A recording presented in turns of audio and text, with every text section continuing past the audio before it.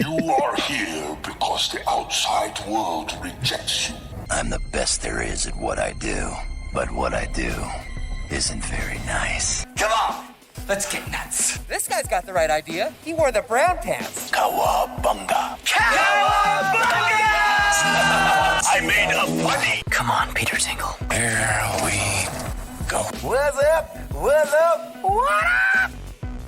Yes. Cameo, I'm here to ask you the question, which is, what's up?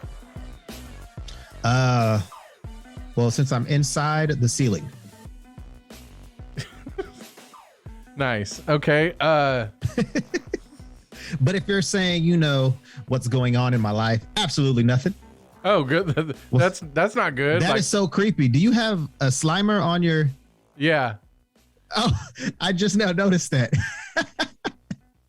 Yeah, he's been up there, but he's so green, like the green screen. Like everybody, a few people have asked me, they're like, "Oh, did you move your studio over into the room with all the action figures?" No, I did not. I have a green screen, and I took a picture of all my action figures because I was like, I want all of it in here. So it's a green screen, but. So Slimer, he's been here, I think last week too, and he'll show up occasionally. But he's just kind of hanging there. That's it's like Easter low key egg. kind of freaking me out. Really? Yeah. I'm sorry, Cameo. Because I don't like ghosts. Oh yeah, well, I mean, what about my Stay Puffed Marshmallow Man? He was kind of a ghost, right? Did that scare you? He's not on here now. He's off to the side. No. He's tasty. You saw Ghostbusters. Yeah. It didn't bother you. No. I think because they're like goofy. Yeah. It's not like I don't really consider them ghosts. Like what was Slimer actually a ghost of? Like what's like I think he was the ghost of 80s past. Like he probably was just some guy living in New York that was clubbing, listening to Huey Lewis and the news. Okay. And and liked to eat a lot. Yeah, oh yeah, like he loved to eat, but he had a good metabolism. So he wasn't fat until he became Slimer in the afterlife. But he wasn't a good guy either, and that's why he became a fat ghost. You see what I'm saying? Yeah. Like when he was out, it was kind of weird that you was like holding Slimer, but you couldn't really see anything in your hand. I mean, now you can, but it's just like, what does he hold? Like, what is that? Yeah. What is that? Yeah. Check this out, Cameron. Where does your face go? Where is it? You I'm can't scared. see me. I'm scared. So the people who are listening on the podcast are like, I don't even know what's going on. I'm mad about it. And you should go to YouTube and check us out because that's where we put up all of our videos now, exclusively on YouTube. Unfortunately, I'm not on a lot of the social medias anymore. I'm not on Facebook. I am on Twitter. We have a Nerdz to Men account. It's tiny. We've been around. This is season 6, but our internet presence has not been, anything to speak of. We got an Instagram account. We got a few followers there, and everybody who follows us on Twitter or Instagram, I'm super thankful for. You know what I mean? Yeah. There's a lot of people that have been on there following us, have been on there all these years. Like, nice, thank you. Yeah, appreciate it. But we plateaued and we're on the bottom. We're like on the downhill slope now of the Nerdz to Men. Legacy, I guess. The movies have gotten worse. The shows have gotten worse. And so is the podcast, really. But nothing as worse as Jared Leto's Joker. So not that, not that bad. Okay, we're going to get to that here in a little bit. We're going to talk about Morbius, Moon Knight. We got some recommendations during our Nerdflix and Chill. If you want to listen to the show like if you're listening on Apple or Spotify, any of those places, and you're like, man, I want to listen to the show ad free, then you can do so by going to patreon.com/dopepods. And all of our shows are on there ad free for $1 a month. So can't beat that. Yeah. I mean, you got to pay $1, but you don't have to listen to any ads. Cause I've listened to, like, I'll go back and listen to the podcast sometimes, like, hey, I want to hear how it sounds in the car, you know, or because sometimes I think, man, like, I'm just not doing the levels right. It sounds like doo-doo. And then I get it on the computer and I'm like, oh, I'm a genius when it comes to this. But then I'll get in the car and I'll listen to it and check it out. And then the ad will come on and be like, are you an alpha male? Are you an Oklahoma alpha male? Yes, I am. Then I'm the alpha and the omega male. Then I take it that your stuff isn't working. Which is why you need to call us at the place, the clinic, the alpha male clinic. Love it. Love it. Like, no, I'm a nerd, but everything working like it should. So there's that. I'm a beta male, a zeta male. I don't know whatever's in between. An iota male. I'm that. Chi male. I'm okay. I'm okay with all that because it's working. All right, let's do it. Let's get into Morbius. Spoilers. Spoiler alert. We are going to talk about Morbius. Now, I don't think you'll be spoiling it too much. Spoiling it. Yeah. Spoilering? I don't think Is that even a word? That's probably not right. If I was like listening to the show afterwards, I'd be like, did you just say that? So spoiling it. But we're probably not going to do that too much because I haven't seen it yet. I'm going to wait. And we'll talk about that. But you did see it. Opening night, right? Yeah. Was it opening night? Yeah, it was. Well, you went on Thursday. Is that really considered opening night? Or is that like... pre-open night? I don't know.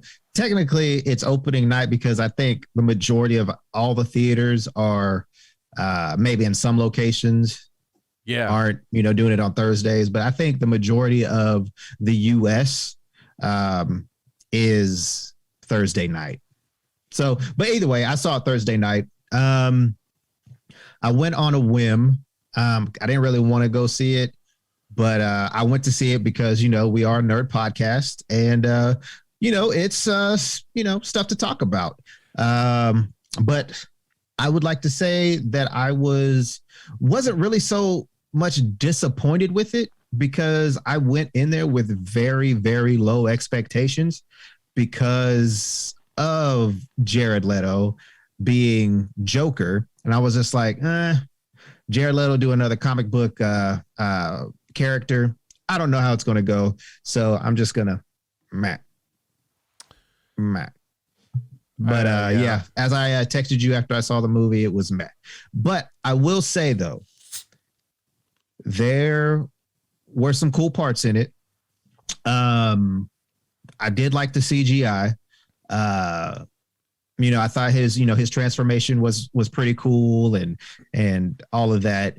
But I just it was just meh. Like I said, I wasn't really disappointed because I went in there with low expectations. So I'm already disappointed though because and I haven't seen it.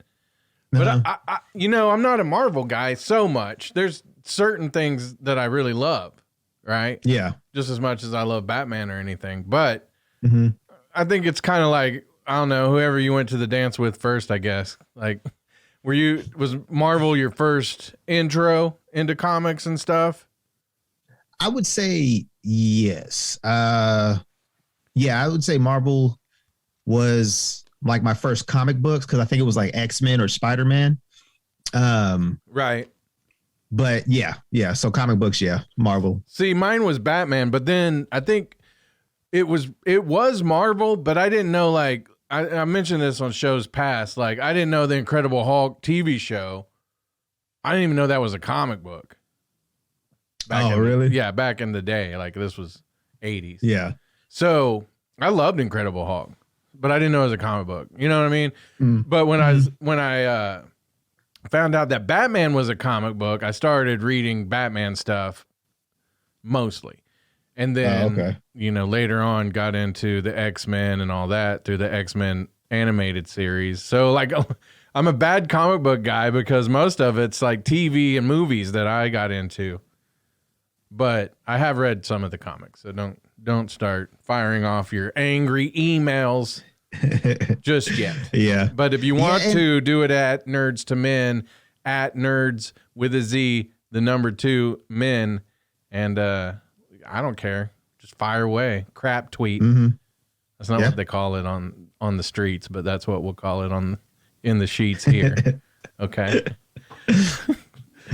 But yeah, I mean, I'm not a big Morbius fan. Yeah. So I don't really know much about the character other than whenever he crosses over in the comics that I've read or what I saw on the 90s Spider-Man TV show. So, I mean, I don't really know. Maybe people that have that are more, more familiar with the character. Right. Then I'm pretty sure they might like it. But again, it's not that I disliked it. It's just that it just wasn't like great, right? It wasn't. No. And see, here's the problem. Here's the problem with Morbius right now, as I see it. We just got No Way Home. We just got the Batman. We had the Suicide Squad back there. A lot of people did like Eternals. I didn't love it, but I liked it. So then you get Morbius, like it's got to be good, and if it's not, it's gonna be so disappointing because we've just seen some of the greatest, I think, of these comic book movies, and then to have Morbius, like, and it's just so weird because I feel like something happened, something's been going on behind the scenes here, where there was an expectation that Morbius, Venom, and all these guys, we've talked about this in the past too, but that they were going to somehow make it over to the MCU, I guess the Tom Holland universe. And I feel like that is being scaled back now. And there was some things that happened to this movie. For instance, without spoiling anything, there was a controversy about the trailer where Morbius is walking down the sidewalk and there's like a Spider-Man poster. And that wasn't in the movie. And then they asked the director, they said, well, what's up with that? Kenan Thompson, what's up with that? And he was like, I don't know. I didn't put it in the trailer. And it's like, man, like every time you hear about all these movies where the studio gets involved after the fact and the directors have no say in all of it, it seems like all those movies get panned. Now, that could be that people like me prefer like these director-driven type movies, James Gunn, Taika Waititi. Like you hear like, they're making this movie. It's got to be good. Yeah. I didn't really know who the guy who's directing Morbius was, but I just feel like they took it out of his hands and now nobody wants to stand behind this movie too much, right? Like, yeah, the director gave away the end scenes in interviews. Yeah, and in the end scenes, like I kind of felt. I mean, I know the pandemic happened. I know Sony wanted to get this movie out after the fact of No Way Home. No Way Home had to be pushed back. I just want to know real quick before you go on: are we going to spoil the end scenes or no? If so, we need to give a warning. Yeah, let's do it because it's been, he put it out in interviews before the movie even came out. That, and they're just end credit scenes. It's not like I'm giving away the ending of the movie where everybody dies. Oh. You do this every time. You spoil the movie even though you promise not to. I'm sorry. That's But why no. we just gave up. We're like, you know what? We're the podcast that spoils things because, hey, my buddy Ty, oh man, now I'm all twisted up. Travis. Uh-huh. I apologize. He does all my tats, most of them anyway, like most of them, and he loves all this stuff. He loves spoilers. He's all the time like, hey, tell me what it was. And I'm like, are you sure? Yeah. And he's like, oh, I love it. I don't mind. And, you know, for me, it's like, sometimes I don't care either. It just depends. You know, I wouldn't have want to known any of the spoilers for the Batman. Yeah. But go ahead. I feel like I don't really care about like some movies. Like if it's like when it was Spider-Man No Way Home, my everybody saw it before I did. I think you saw it before I did. Yeah, I did. And that's like usually that's unheard of usually. So yeah. Then like my cousins went to see it before I did, and you know, I was just like nobody better spoil this movie for me, because one, I already knew what was going to happen. I knew that Tobey Maguire and Andrew Garfield were going to be in the movie. I mean, I wasn't dumb, but how they came on is what I didn't want to be spoiled. For just a sec, I thought we were still talking about Morbius, and I was like, what? Go ahead. Oh, no. But yeah, on the point of not wanting stuff to be spoiled, but yeah, I don't really care about that. But spoiling the end credit scenes for Morbius, though. Here we go. We're gonna do it. Yep.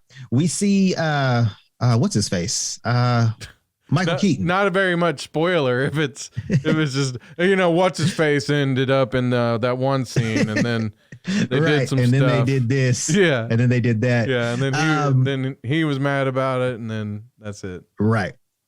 So Michael Keaton shows up in I think it's the first end credit scene, because there's two of them. One is like literally like 10 seconds after the final scene of the movie, and you know, at that one part when the multiverse cracks and all the people went to different places, Michael Keaton shows up in a jail cell in Morbius's universe, right? Or I guess Tom Hardy's the Venomverse. I'll say that, the Venomverse, and it was an empty jail cell, so it's not like anybody was in there. But he got released, and you know, he played it like, I have no idea how I ended up here. I just showed up, even though he knows that he's a bad guy in the MCU. Yeah. So he's out, and somehow he has his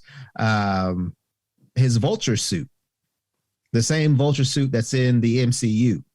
So I'm not sure if he met another guy named the Tinkerer, or he built it, you know, his own, or what the case is. But he gets out of prison on a technicality, literally a technicality.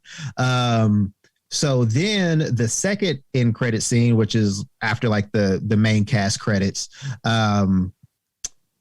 he somehow gets in contact with Morbius, and they meet out in a field somewhere. And he was like, hey, I'm putting a team together. Would you like to join? Well, the ending is kind of, you know, open of that scene.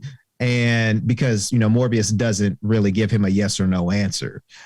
So not really sure what's going to happen with that. But yeah, the part in the trailer where Michael Keaton sees Jared Leto, that part didn't happen. Just like the part where Morbius walks past the Spider-Man graffiti wall. So, you know, take it for what you will. And I'm going to assume that Michael Keaton is stuck in the Venomverse because he didn't vanish like all the other people did from the MCU. So I'm not sure what happened with that. I don't know. You know, I've read a few things about the going ons here. Mm-hmm. And again, I kind of feel like part of it's this thing where they were originally gearing up to merge with the MCU. Now I think that's not happening, but I think it's like a good news, bad news situation where the bad news is that's not going to happen. But the good news is it's because they're going to move on with Toby and Andrew. I was just reading a story before we got on. Let me see if I still had it pulled up. So I guess obviously a lot of people are wanting Tobey Maguire Spider-Man 4 and Andrew Garfield Spider-Man 3 or the Amazing Spider-Man 3. But I guess who was it? Oh my goodness. On Twitter, I don't know if it's the Sony's page or not, but it doesn't really say. It says anything is possible, really anything in the Marvel universe, any team ups. I love Toby. I love Kirsten Dunst.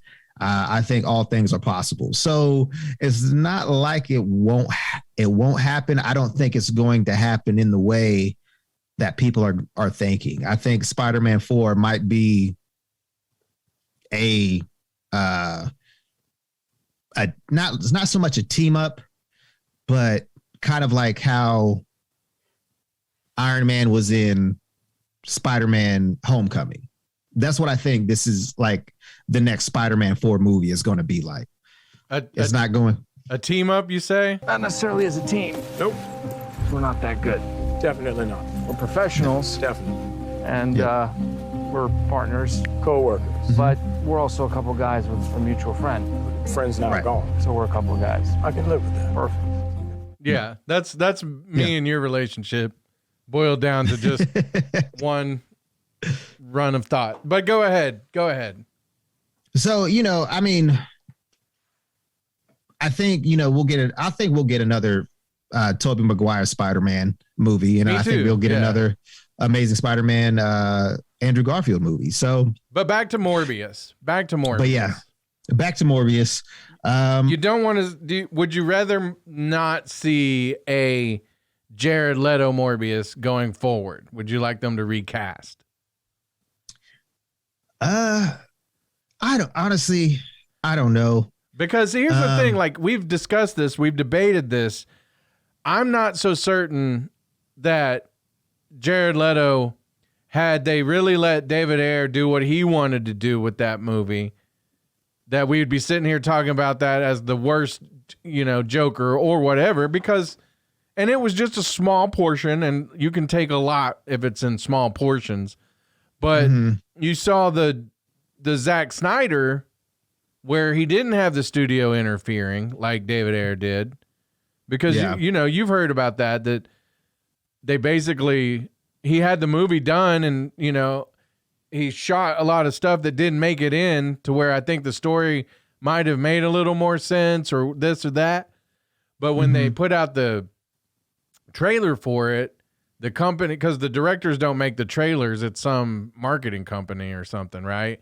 They did such a bang up job of like this exciting, colorful trailer that they ended up taking it away from him for the editing and letting these people do the editing, right? So they made like a cool 2-minute trailer, but then the movie just didn't feel right. No. And so I don't know, David Ayer could have put out his own movie and we would still be like, Jared Leto didn't do it for me as the Joker, whatever. It's hard to say. So here with Morbius, I feel like, again, we're in the same situation where I like Jared Leto as an actor. I generally think he's good. Yeah. So the question is he just bad in superhero movies? I think so. I think with I don't know, would you call them, I would say, dramas that he's in.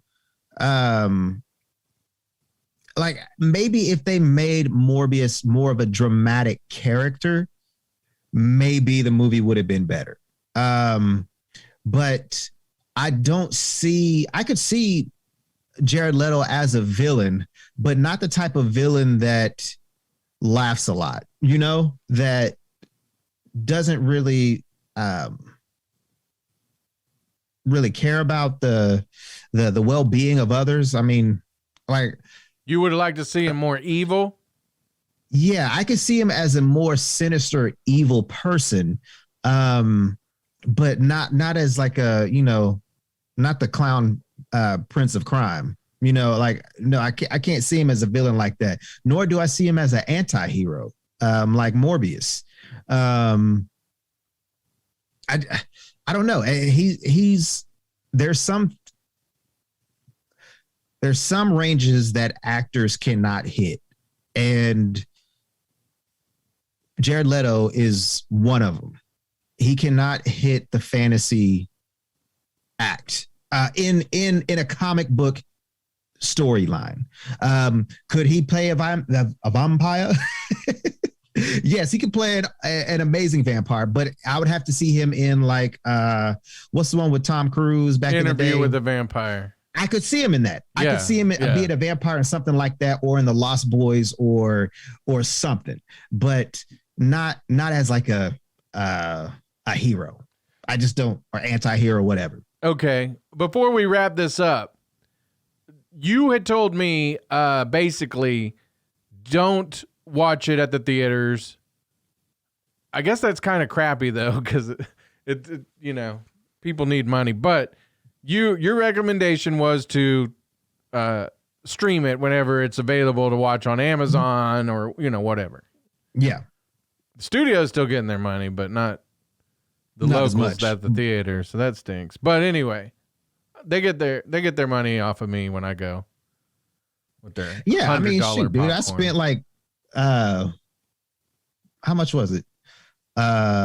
Almost like $70-$80 at the movie theaters yesterday. Yeah. So like, y'all can kiss my butt. Like if I don't want, that's like, not nice. Like if y'all like, well, what Cameo? Why are you downing a movie that theaters need to pay their people and blah blah blah? Look, I'm helping you out, the viewer. I'm not helping out the movie theater. I'm not. They take my money just like Brad says. They take my money every single time. Now, Brad might just go by himself or with him and his wife. I go with the whole pack. I'm cool with telling you, because I know a lot of people still have little kids, and they might want to treat some of their friends, kids, whatever. But if you're trying to treat them to go see Morbius, don't. Got you. Don't spend over $100 just because you're a big you're a big supporter of the movie theater. No, don't do it. All right, so okay, I do want to mention one of the reasons why I was excited initially. Mm-hmm. I do like Jared Leto. I do agree with you. If we were to see him in a different vampire movie where he was able to play it, whatever, not like a comic book, I think that would be I think he could be dope at that. Mm-hmm. I don't agree with you on the range part, although I think I get what you're saying. I just think I think he's got range for days, but I think that he doesn't capture this. I don't know what it is exactly that it takes, but it's just not, he's not coming through as a believable character. And that's the thing too. I think you got to find the right person. Marvel. Yeah. I'll say Disney Marvel, not Sony Marvel, but Disney Marvel. They have found the right people for the job. Absolutely. I'm not going to say every single time, but the majority, I'd say about 98% of the time, they have found the correct embodiment of the characters. So, and I mean, maybe Sony did hit, like, again, I am not a Morbius fan at all. Like, I only know him what I've told you earlier, but he is, I don't know. I see Tom Holland as Spider-Man. Nobody else really. True, yeah. Because he embodies both Peter Parker and Spider-Man equally. Thor, I'm not a big Thor fan, but the way Taika Waititi portrayed him in Thor Ragnarok was probably my most favorite Thor ever. Save the Thor franchise. It saved the Thor franchise. It did because did I think Chris Hemsworth was, or did I think the first couple of Thor movies were good? I hated the first one. Yeah. But see, the second one, there's an example of Chris Hemsworth wasn't the problem. Mm-hmm. It was a bad script. Kenneth Branagh, I'm never going to call him a bad director. He just won an Oscar. We won't talk about the Oscars tonight, but he just won one for, what's the name of that movie? Not Belgium. I can't remember. Maybe that was it. But I don't think that was right.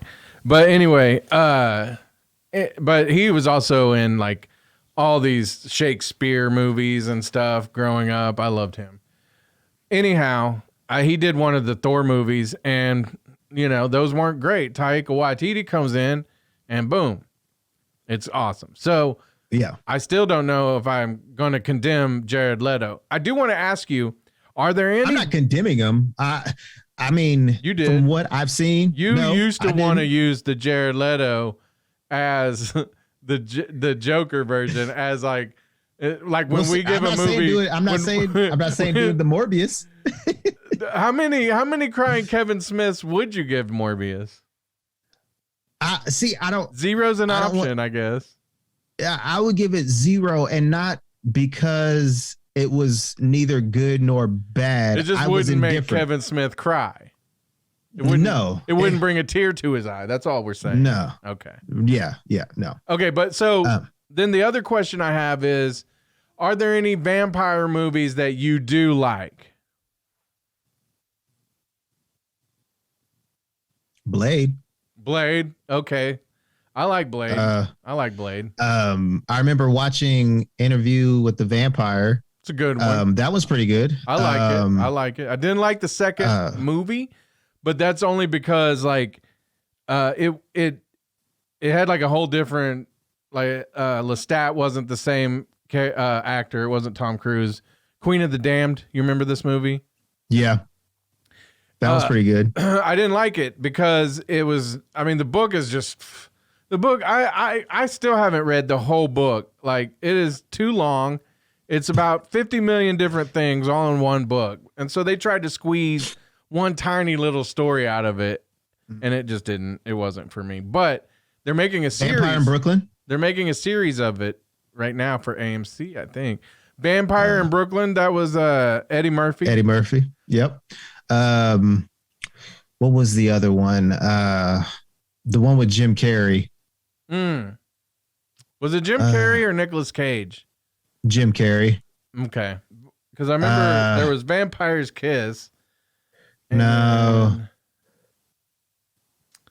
I can't remember. I know it was a funny one though, right? Yeah. Where the vampire had to bite the inside of your leg? Once Bitten. There we go.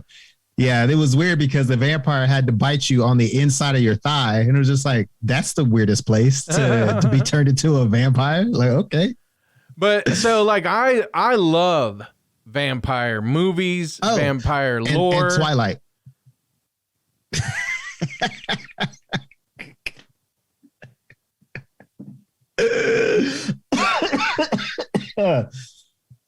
Yeah. Okay. I could. Okay. Anyway, so let's continue. Some of the vampire, like I like vampire movies though. Like, oh, this was a funny one, but kind of a serious one. Did you ever see Fright Night? That sounds familiar. It's like the guy who he lives in this house with his mom, and he's his best friend. He's dating this girl who is she was Marcy Darcy in that show. What was that show? Married with Children. And so But this was her like really young, and so like a vampire moves in next door. They remade it, like probably 10 years ago with Colin Farrell, and he was the vampire. But Fright Night, the original one, is so good. You should watch it. It's not like a scary one. No, I think I've seen it. I think I've seen it before. That's bringing back memories now. That's one of my favorites. Salem's Lot, especially like there's 2 versions of it right now, and there's another one coming out. But I love the old one that they made for TV. It was by the same guy who did Texas Chainsaw Massacre, Tobe Hooper. But they did one for TV, and that's the one that like I think everybody's seen. Did you ever see that one growing up? I don't think so. Maybe it was just a little too before your time, but so you've never seen that one, right? I don't think so. Again, since it was made for TV, it's not really like that bad to like not gory. It's creepy. It's just creepy. I like it. I love it actually. Gotcha. Then they made another one with Rob Lowe, and it wasn't like but it was okay because it was kind of like more closer to the book, I felt like. And so I enjoyed that one. It was like another made for TV, TBS or TNT. That was a couple of nights. And then, like I say, the new one's going to be out. And then, of course, did you ever see The Lost Boys? Parts of it, not all of it. The Lost Boys is one of the greatest movies ever made. I think it's on HBO Max right now or Netflix or something like that. Yeah, I think it is on Netflix. Dude, you got to watch that movie. You do. Because, I mean, oh man, so good. Like, that's the best one. Like, again, it's one of the best movies ever made. Not just horror, not just vampires. But then there was another, and this is just for the listeners, because I know you probably wouldn't like this one, but it's a good one. There's a movie called Near Dark, and it came out the same year as The Lost Boys, I guess. And I guess The Lost Boys just, it became a big phenomenon where everybody saw it. And then nobody went and saw Near Dark, I think. Not a lot of people. And somebody told me about it, and I was like, oh, man, I got to watch it. And it's great. It's actually set, I believe, in Tulsa or around Oklahoma. It's about these vampires. Bill Paxton? Yeah. He's the one that passed away, right? Bill Paxton? Yeah. He's in it. He's got this scene where I feel like everybody has heard this line, but they might not have known where it came from, where he's like, finger licking good. And like he does it like, with a big southern drawl, so it's funny. Anyway, I really love that one. It's more like less of a comedy kind of horror, vampire movie. And then of course there was Dracula, the one with Johnny Depp, I believe. Yeah, and Gary Oldman was Dracula. I would suggest that you never watch that one, Cameo, because of just how I know you. Yeah. And your beliefs and whatnots. But for everyone else, if you love vampire movies, you should definitely watch that one. That was awesome. It has a lot more to do with like spirituality and the church and, stuff like that. Like taking a little stab at it. Yeah. Anyway, so that's just some vampire movies off the top of my head that I love. I probably left out a bunch. Oh, there's one that I saw when I was really young. I don't even know. I think I was supposed to be asleep in the back seat of the car, and we were at the drive-in, but I'm like, I'm still watching this. There was this movie called Vamp, and it was basically these guys are in New York City, and they're like college guys. I don't know if one of them's getting married or if they're just out partying, but they go to a strip club where all the strippers are vampires. And I saw this at probably 6 or 7, so I think I'm pretty cool. So that's why you're messed up. No, Yeah, okay. exactly. Look around me. That is exactly why I'm messed up. Anyway, let's move on to Moon Knight. We're gonna talk about episode 1 and 2 real quick. We're not gonna get too spoilerific about it. I just want to give some general thoughts on it. I tweeted originally, and I was doing an experiment on Twitter because I was just curious if I got angry on Twitter if people would engage. So, but it kind of, I stand by this statement. After episode 1, I was like, well, if you like Venom and you like when all the cool stuff happens off screen, then you'll love this. And so a lot of people were also nonplussed with this first episode because they felt like it didn't really capture the tone of the comic book. You know, I told you about how like a week or two ago, how people, when they introduced Moon Knight to me, and I've read a couple of them, they said, you know, he's like the Marvel version of Batman in a way. Okay. I've thought about that statement. I think, honestly, he's more like the Marvel version of Deathstroke, but he's a good guy. Or kind of good, or, you know, he's an anti-hero. And this, but see, that's the thing. In this version, especially the version we're introduced to at first, he's not like a mercenary or like a, you know, he's kind of a goofy guy. And so I don't know. Like I felt like I was hoping for something that was more like closer to Daredevil, like not Daredevil exactly with the tone or the violence or the language, even though they've let some language go on this one. But I thought it was going to be a little more serious, I guess, or a little less. It just seems like a normal Marvel movie, like a sort of comedic Marvel movie. And there was cool stuff that happened, but I don't know. You tell me what you thought, because you don't have as much experience with Moon Knight, but you're of course into everything Marvel. Yeah, I liked it. I do like. I don't know if you would really call it mythology, but I like the whole Egypt mythology. I liked Egypt gods and stuff like that. Toward the Mets Egyptian. I don't know what you'd call it. They're exhibit. Not sure which. Yeah, exhibit. There you go. And that was amazing. But for the little I know of Moon Knight, that's who I likened him to, was Batman, because of obviously the word night.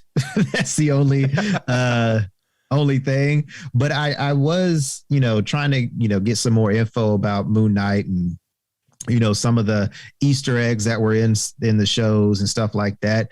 But supposedly, I guess Moon Knight doesn't really have like superpowers. He's just a guy in a suit, and that I don't know if, well, I guess you could say you suffer from DID. The dissociative, I can't remember what the I stands for, disorder. But basically multiple personality disorder. Yeah. Dissociative identity disorder. There you go. Identity. But just to cut in real quick. So that's a couple of the things. That's why I think he does get compared to Batman, because he doesn't have the superpowers. Right. Yeah. And I could be wrong, I guess. I thought that like the multiple personalities thing was caused in the comic books, at least, but I think I might have been wrong about that. Was caused by these Egyptian gods or whatever that he's entangled with. You would know more than I would. I don't know. I think that was maybe my misinterpretation of things, but I could be wrong about it. But it seems like in this show, it would be more closer to the dissociative identity disorder you spoke of, which kind of brings up some like, ooh, is that a good thing to be, turning it into entertainment? But I don't know. I mean, I don't really know, but the cool thing that I heard about is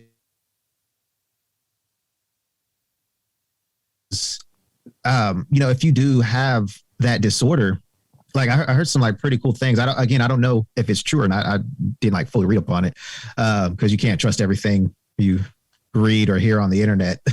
But the one different or some of the differences are that you are like a whole new person. Like I think your like blood or something like genetically changes in your body to make you be different. I don't know that seems a little far-fetched for me to believe wholesale. The same here. Like I said, I don't know. This is just what I heard or read on the internet. And, but if that's true, it's kind of cool because one, we've seen Split with, oh my goodness, James McAvoy, where all of his people, had different identities. And the Beast was like this strong monster thing, even though he still looked the same. But like with Moon Knight, you see him in the hooded version, and you also see him in the suit version. And they're totally different people. So Oscar Isaac sees, when he's Steven, which is the first person we see. Right. Which he's just the regular guy that's supposedly English. Right. And you see him know what's going on. Right. You see him in the suit, and I guess that's his idea of the suit. But you have Mark Spector's hooded version. Yeah. Which is, I guess, the true version of Moon Knight. Right. He's the mercenary. Here's the thing, though. So, and I love the suit. Like the suit, the whole white suit, like, and then the hood is always been my favorite thing about Moon Knight. But I just want to go back to one thing. It's probably, I think it's worth noting that before I would say, DID is cool or that there's added benefits. I think, I don't know, I can't say 100%, and I don't know that they know this 100% for every case, but I think a lot of it is caused by some kinds of trauma that people kind of break off into different realities or you know what I mean? And so like they might present it as like a superpower for this character, but it might be a little bit, I don't know, not really too great to be like, this is a superpower I wish I had. I wish I had DID. You know what I mean? So yeah. Anyhow, that's all. That's all I wanted to say. But I mean, as a whole, I liked every second of it, from episode 1 to episode 2. I know a lot of people, like you said, were kind of meh on the first episode, but kind of got dragged in on the second one. Like, oh, okay. I thought by the second episode, since we did get the other version of Moon Knight that like a lot of people are used to. I think at that point they're like, oh, okay, like me anyway. It's like, okay, maybe I got a little too like, oh, I don't like this too soon. Although I will say, and it could have been the cannabis talking, but I kind of got sleepy during the second episode. Like I'm not that drawn into this. I just not as drawn into it as something like Peacemaker or some of the other shows. You get what I'm saying? Yeah, I see what you're saying. So I felt like with Moon Knight and Oscar Isaac, he's great. I still love him in this version of Moon Knight or the other one that exists in my other universe. But I did, like whatever they're doing with this character and whatever's going to happen, I love Oscar Isaac. I think he's pretty great. He's worth watching. Yeah. But he's also the type of guy like who could do a rated R Moon Knight. And I'm not saying it has to be rated R, but just a little more less, because it's humorous. It's got it's it's kind of like the typical Marvel humor, right? Yeah. It might be like a little bit ironic humor, or something that's, it's subtle humor. They don't usually go for big belly laughs, but yeah. And there was some cool scenes. There was, it's a good show. It's just there's been a lot of great shows on Disney Plus, and I'm not putting this one on great yet, but my expectation was that it would be great. That's all I'll say. Okay. So, and I was blown away by some of the first episodes in some of these shows. Loki, maybe not so much, but a lot of the other ones, especially I think the Falcon and Winter Soldier, like the first episode was like really like a lot of action, really kind of sucked you in. On this one, we're still figuring out what's going on still. I mean, we got a better idea, and Ethan Hawke, his character is odd. What's the deal with that? Why is he walking on glass all the time? I don't know. Is that some I feel like that's some Buddhist monk stuff. Yeah, I guess we'll find out. And then how does he have people that work for him all over the world, and that have already infiltrated places in Moon Knight's life already? You see what I'm saying? Yeah. There's something weird about this show. Something weird about it where it's is this Westworld? Are they? I did hear some weird theory, I don't even know if but they're saying that what is happening is he doesn't have DID necessarily, but all of the variants of Moon Knight exist in this guy. That could be it. So, and then the variants, right? That's more of a Loki thing than the what happened in No Way Home. Because that's what I wanted to bring up is, we've talked about what happened in No Way Home because that was a spell, and people have said, well, certain characters wouldn't show up now. How would they? Because the characters that did show up were all killed by Spider-Man in their universes. So, how would this character show up? Like Patrick Stewart, I guess, as, Professor X, because he didn't get killed by Spider-Man. But we still have the Loki thing going. Did we forget this, or what's going on with that? Because he split the right? Yeah. So yeah. So but I guess that didn't open up portals, but it did create all these different timelines with variants. Yeah, maybe the fact that Loki's in Loki's show is split with the Doctor Strange trying to repair the Spider-Man universe. Maybe that messed something up to where I don't know. My head hurts just even thinking about it. Honestly, I think that, Multiverse of Madness is going to tie in his opening of portals and Loki's cause of the splits and the variants and all that, right?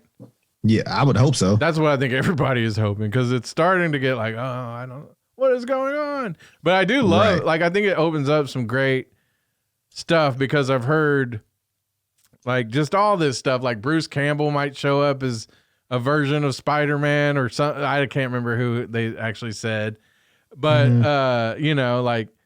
this is it. There's so many possibilities now. And of course the X-Men and Fantastic Four, here's my thing, and kind of going back to Morbius, the biggest thing I didn't expect was that they're bringing back the Fantastic Four through Morbius in in the climax of the movie. At the very, you didn't see that? No, it didn't happen. I was like, wait, what? Because it's not true. Maybe I did fall asleep in the movie. You missed this whole part where the Fantastic Four and the X-Men showed up and they fought each other, but they killed each other off at the same time. So Oh, okay. That's what I feel like. That's what I feel like all those end scenes are doing. They're like, yeah, get excited for like this big cross. No, it's not going to happen. Right. Okay, so we got a few recommendations before we get out of here. Mm-hmm. Yep. Nerdflix and Chill. And some of them are stuff you can watch at home. Another one is in movie theaters only, or about to be, right? So I'll start. It's a DC, so all of our DC fans can be like, woohoo. It's a DC, based off a DC comic book called DMZ. Now, the Rosario Dawson, she's the main character in this movie or this show. She keeps the whole story going. Mm-hmm. And I loved it. I love this show. If you have been reading the comic books, let me know, because I looked up the synopsis of the comic books. I don't believe that this is based off of the comic books. I think that some of the characters have been quelled together, you know, maybe like the DJ girl, I think is from the actual comic books. And so they just woven a story here that's in that whole universe that this comic book has created. It's a post Civil War story, but it's not post the original Civil War. It's a new Civil War that's broke out in America. And like a lot of New York, go ahead. I was gonna say, is it just like the United States against Manhattan? Well, I think that I think it split, and so there was 3 different zones, right? There was United States, whatever. There was another one that was the States of United. And I can't remember the exact name. And then the DMZ was like kind of like a neutral zone in the middle, but it was in New York City, like smack dab. And I'm kind of leaning on you. I saw one of the people wearing a Brooklyn, the basketball team. What are they called? Dang, the Nets. The Nets. Brooklyn Nets hat. And so were they in Brooklyn? No, I think it's I think it's just all of Manhattan. Oh, okay. This is another question I had. The Madison Square Garden, where is that? Is that in Manhattan or? Yeah. Okay.